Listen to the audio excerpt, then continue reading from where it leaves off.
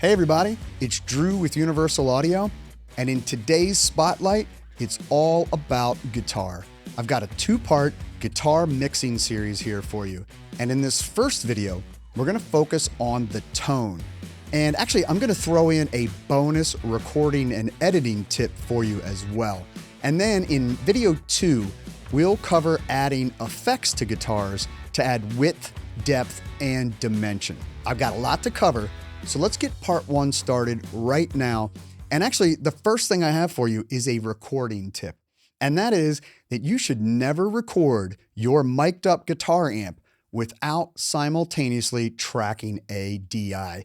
Now, this allows for two really cool things. One, it allows you to reamp the guitar later in case what you capture out of the amp winds up not being what you wanted when it comes time to mix. Now, reamping comes in two flavors. First, simple plug-in reamping, and that's just adding an amp sim to the DI track in your DAW while mixing. The second is old school physical reamping, which involves using a reamp box to take that DI signal and convert it back to high impedance instrument level so that it can properly refeed your amp. In this video, we're gonna do plug-in reamping. Maybe in a future video, we can cover physical reamping. Now, the second cool thing is that it allows for much easier and way more precise audio editing. Let me show you what I'm talking about. So here we see two guitar tracks. The top one is the DI track, and below that is the mic'd up amp. Look at how much easier it is to see where pick strikes are versus my grid lines. So I know where the guitar performance is relative to the rhythm and can adjust them accordingly. When we look at the amp track, it's pretty much impossible to see where the pick attacks are, making editing much more difficult. This also allows you to tune or perhaps denoise the guitar or bass prior to reamping. So it is a super useful technique for sure. In this case, we're gonna reamp with the UAD Lion plugin. Now, as you're about to hear, it is an excellent sounding plugin that expertly models the amp, the cab, and the mics. Let's check it out. First, let's listen to a few seconds of the DI track.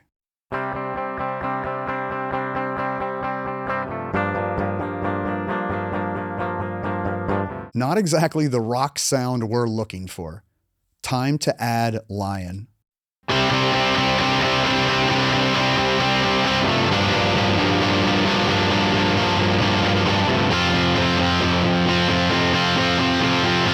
That's more like it.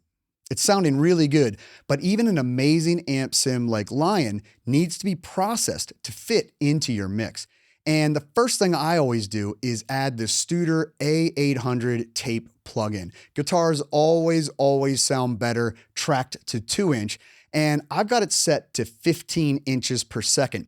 Now, this is going to make it a little beefier. It's gonna subtly mellow out the top end and give me a little bit of tape saturation. Let's give that a listen.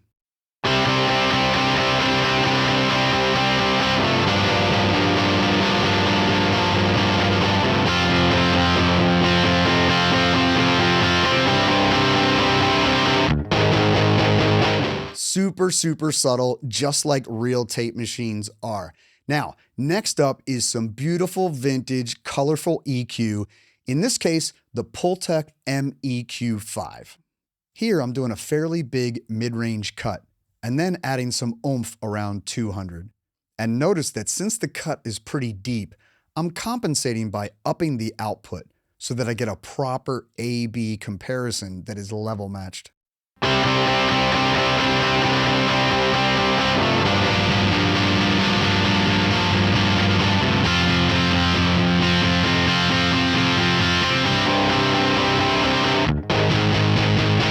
Whenever you do a big mid-range cut like that, the lows and the highs are gonna become more apparent.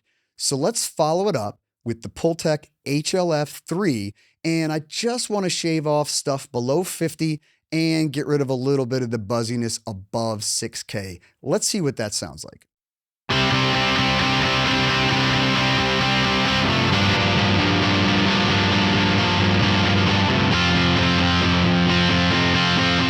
Okay, so I'm feeling pretty good about this so far. Let's bring in our doubled rhythm guitar track. Doubling guitars is an incredibly common production technique used in many genres, especially rock music, where you want the guitars to sound big and wide. And yes, it does need to be a separate performance. You can't just duplicate the track and add a static delay or pitch shift or a doubler and expect it to sound doubled. And we're gonna pan them left and right, but not all the way hard left and hard right. I never hard pan mono signals left and right. It just feels a little bit artificial to me. Let me show you what I'm talking about. If we look at the meters and if we listen on headphones, when it's fully panned 100 left, it feels a little bit fake and artificial because the other side is completely silent. Whereas if we pan it in just a little bit, it doesn't sound as disjointed. This mimics crosstalk in the analog world.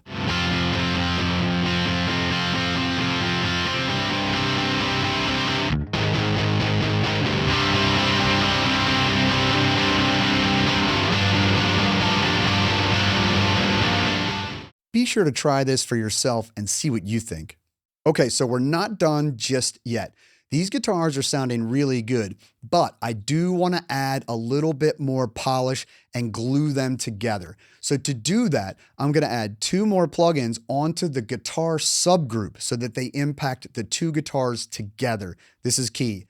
The first of these is the UAD 610A preamp, which is adding its signature tone to these guitars.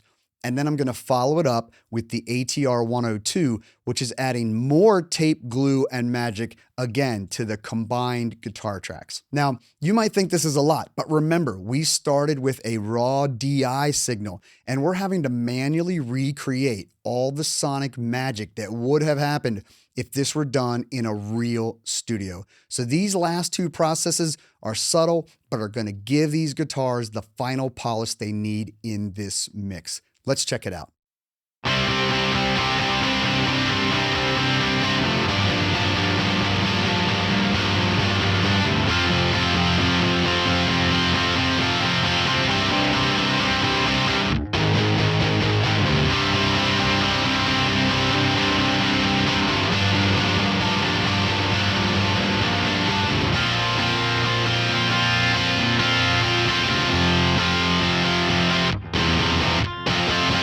And one final listen to the finished guitars in context.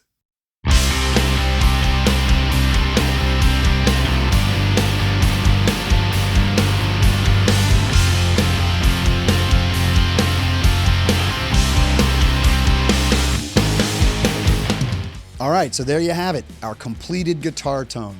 We built this thing back from scratch using these DI tracks, and it's sounding really good. In the next video, we're gonna cover some effects that we could add here, as well as other guitar mixing scenarios. So be sure to like and subscribe and hit that bell so you're notified of all new UA content. And let me know in the comments, what should I cover in future videos? I wanna hear your ideas. I'll see you next time.